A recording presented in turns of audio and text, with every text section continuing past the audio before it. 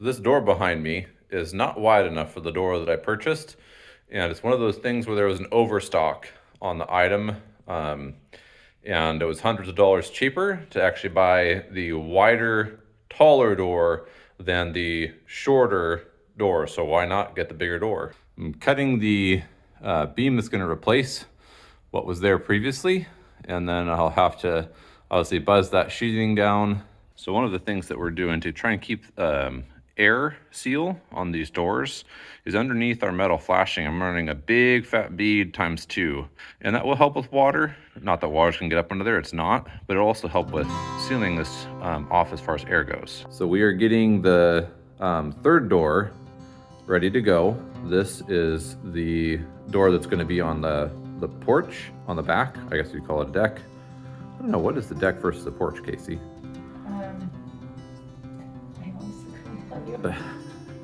So we just wanted to show you that. This is porch is covered universally. Yeah, that makes sense. Covered porch.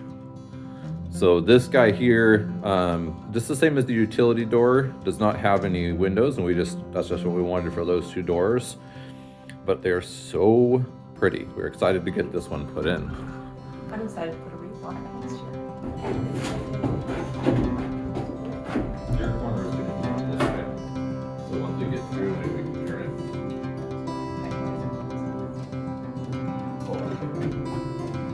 We'll be right back.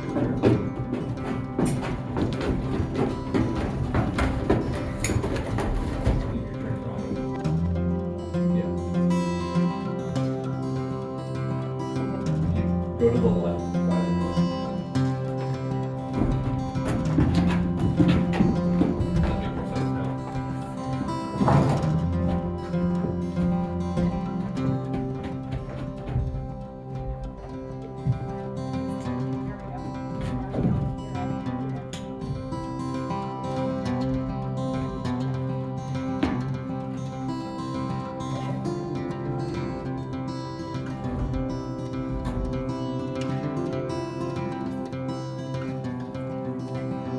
Yeah, that one's got some room on the side, other side though.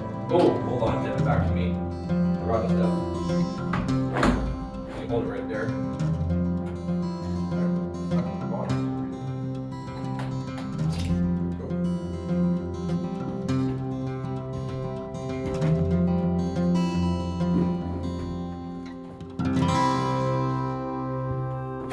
All right, so what we're doing right now is we're gonna work our way up the door. We took a look to make sure that we knew what we were looking at for plumb, first of all, and then cinch this in as tight as we could against the back of our tray. And then we're gonna start on the bottom, work our way up on the hinge side, and then we do the far side, and then we'll put 1 or 2 shims in the top. On these big heavy doors, these are almost 2 inches thick instead of the normal 1 3/8. For us, the look of these doors is hugely appealing. They're solid, they're really just right for us, but they do have some disadvantages too. They have a fair amount of warp in the frames, and in this door's case, it wasn't actually cut square in one corner, but we got a great deal on them, so I can't really complain. The top, we released pressure and allowed it to go out at the hinge. And at the bottom, we increased the pressure both at the hinge and then also brought the shims closer together to push the whole bottom jamb over. And then that reduced the scrape on the bottom. There's a little bit of an extra metal lip right there. And so that fixed that piece, and now it should just barely, come into a nice close with the door seal at the bottom. So now we're going to shim this side here, again starting at the bottom all the way up. So up there we have a hummingbird doing the work of an early pollinator before even the bumblebees are out. We have 2 trees that are already out in light flower blossom. They're little white flowers, and he's doing some work up there. So with the big pigs now in the freezer, our 3 piglets, who are no longer piglets obviously, are now out in their place on the pasture, which isn't really a pasture. Basically, it's wintertime mud right now. So after quite a while, not doing a whole lot, long hiatus, we're getting started again on some work out in the house and kind of prepping for some big things that are coming. And I shouldn't say that no work has been done. There was a while where we weren't getting anything done related to the house, just an interminable sickness plus holidays and everything else. But we have been making progress on putting together orders for rough plumbing, rough electrical, HVAC, all that stuff. And that is important, and it does take a lot of time, and you can't underestimate how much time it takes. Very fiddly work when you get to do it, but it also takes time to figure out what parts and pieces you need if you aren't regularly carrying a lot of the common parts and pieces as a tradesman would. Today, though, I'm going to be working on something different. So my brother pointed out something a while back that is in the second kid's bedroom upstairs. And obviously I'm standing on the stairway, and this is a perfectly legal code compliant stair, except for this. And this is not something that I realized initially. You know, I don't like doing rework, but I'm glad we caught this now before even inspections. My brother actually pointed out to me that, you know, he felt like he had to lean backwards, and I said, "You're just being silly." And then I took a tape measure to it, and sure enough, it is just shy of being correct. There's an imaginary line, and it goes from the tip of the,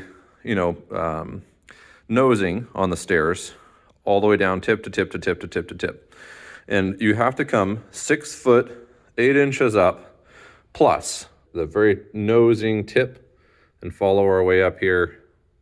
You can see that we're about 3/4, almost an inch, 7/8 probably, off of being able to make that requirement for height, and that's without drywall.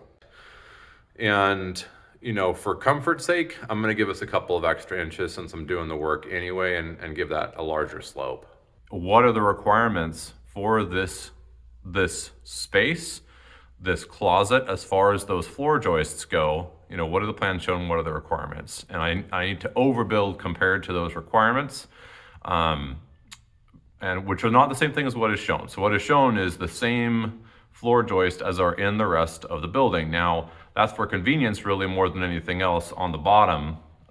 When you have your ceiling going in, it doesn't have anything, you want it to be flush all the way across. It has nothing to do with what the structure would require in that space. And we're spanning a space of less than 4 feet. So, I mean, I could go down to a 2x6. So this board, I thought about taking that off entirely and replacing it with a smaller gauge board, but we're just gonna cut across.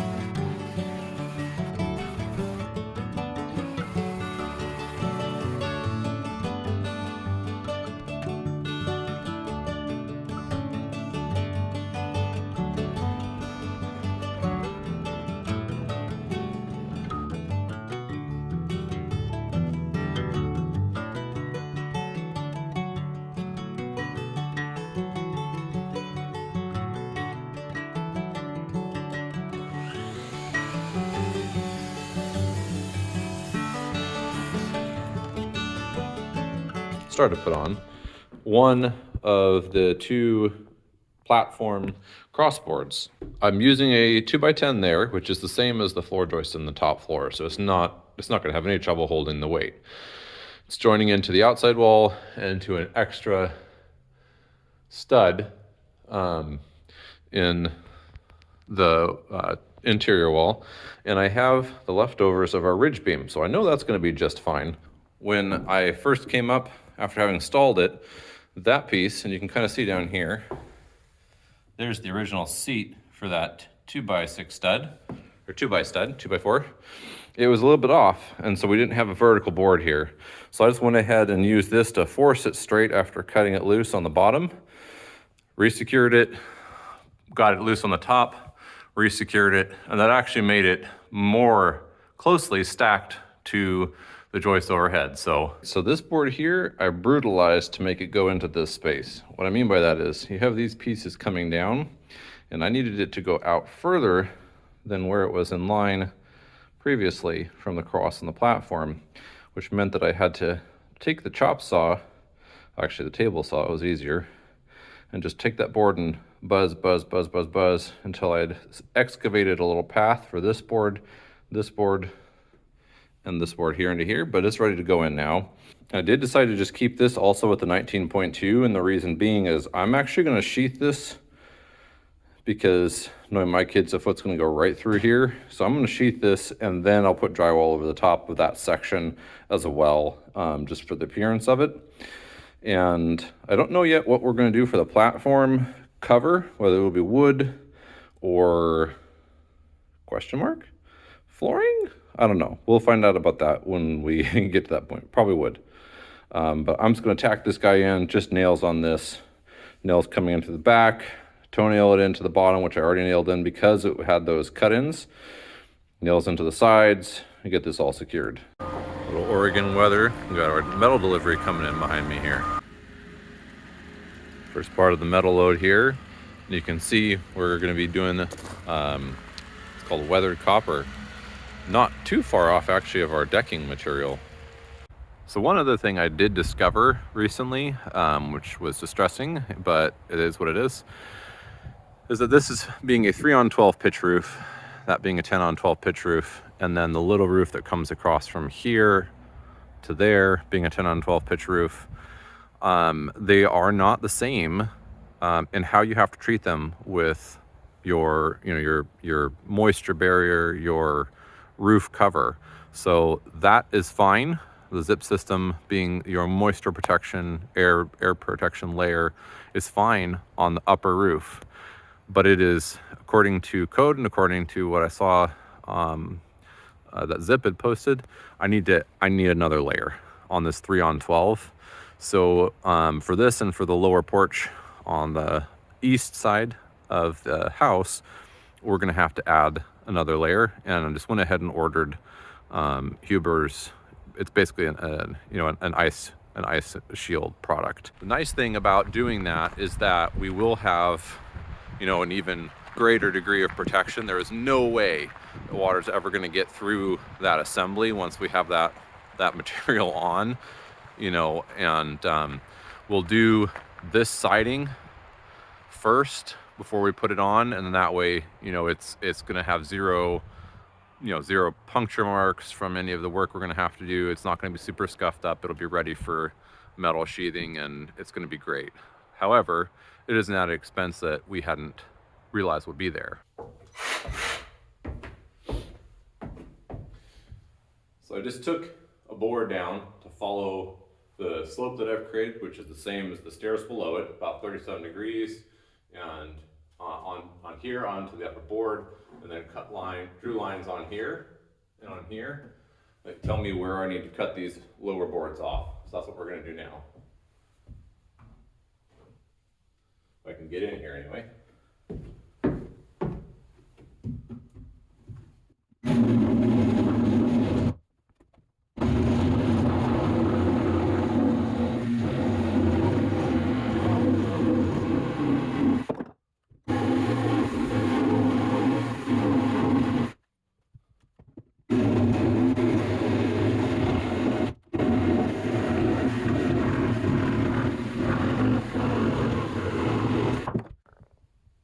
All right, so project is complete. That's what it looks like from down below. You can see that I just buzzed those two tips off of that. I added a little board right in on the outside. Insulation will just get tucked behind there, and then just ran bracer boards across. Still maintained the majority of the board, about 2x8 worth, which should be more than sufficient for that space. I mean, it's such a tiny span, and all the weight is being carried to this this board here and the outside wall. So let's see what it looks like from above. So this is what it is from above, and there's only one more thing that may end up changing, and that is I may take this 19.2, even though the structure underneath is 19.2, which is why I did that, but I may take that and replace that into 16 on centers for the simple reason that even if I put a 5/8 in here, there's a good chance that, you know, at some point or other, someone's gonna put a hole in the wall. And by someone, I mean my kids. 5/8 should hold up to them, but you just never know. Now here's the final detail on the sides. So you can see that this is that header piece. This is the little 2x4 cross wall that I built in on the edge. There's 2x10. You've got your ceiling slope. I did put a little hold block down underneath each of these two cross members. And platform, I did use the floor sheathing, and for the outside I actually went with the exterior wall sheathing because I had a piece that was about right. And when you, I mean, just that on there, kid's never going to kick through that, which is my primary concern. So you throw some sheetrock on there and it's fine. So then the question is, what's left on the interior? Not a whole lot. Let me show you. This is the second floor, and you remember we did all of this work in this space. This was our workspace for the stairs going up to the family great room, attic, whatever you want to call it. And I've got the bathroom wall in now, minus a board, which will be determined by which bathtub / shower combo I get. On the other side, you go through into here, and this is master closet. And it's going to be a great little space. So we did add a window, and there'll be a rod and shelf, you know, and just a nice space. We're probably going to put a second water heater. I don't know, we can get a short enough one on this side. It might be over here, and then you still be able to get in and put storage in as far back as we want to take it under the stairs here. So in here, we're in the master bath. That room is toilet and shower. And then this room is potentially storage, sink, storage, with a single sink but a long counter, or the way that the plans call for it to be, and we haven't decided 100%, but I know which way Casey's leaning. But the plans call for it to be a sink, long counter, and a second sink. So his and hers. I did get 2 out of 3 of these little short walls in here for this closet. So this is not pantry. A great spot for food when you're master suites right there. This is a hall, you know, storage closet, linen closet. And on the other side is the closet for this kid's room. And then the very back area is probably going to have another wall, and that will be a chase for duck to come up. And definitely right now, even though we still have a little bit left to do on the eastward face of the house, I am planning out all of the rough plumbing, the HVAC, and the rough electrical. And I have the rough electrical already out as a package for most of the materials to try and get that ordered. Obviously, the correct order to do things is probably HVAC plumbing, or plumbing, HVAC, electrical. In any case, the electrical should be the last of the trades because it can get around the other two very easily. However, it's not as though I'm going to be fighting myself, so long as I take, due consideration and plan it out ahead of time. I can work those 3 things in whatever order I want. And it would really be nice to have the panel and some outlets here up and running for us to stop having, a string of electrical cords, down the hillside from the shop to the house. Not too warm for a snowball, bye. Can you make snowballs for me?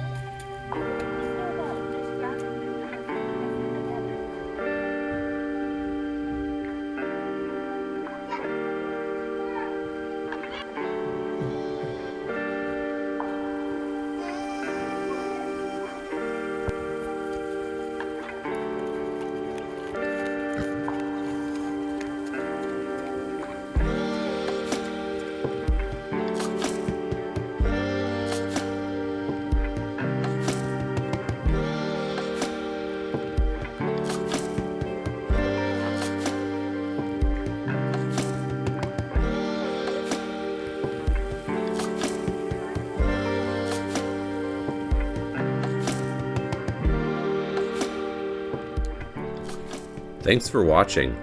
Hit the subscribe button for more, and if you enjoyed this video, please give us a like and leave a comment. It really helps us out a lot. These videos take hours of our time to make, and once we hit 1,000 subscribers, YouTube will start sharing their revenue with us. See you next time.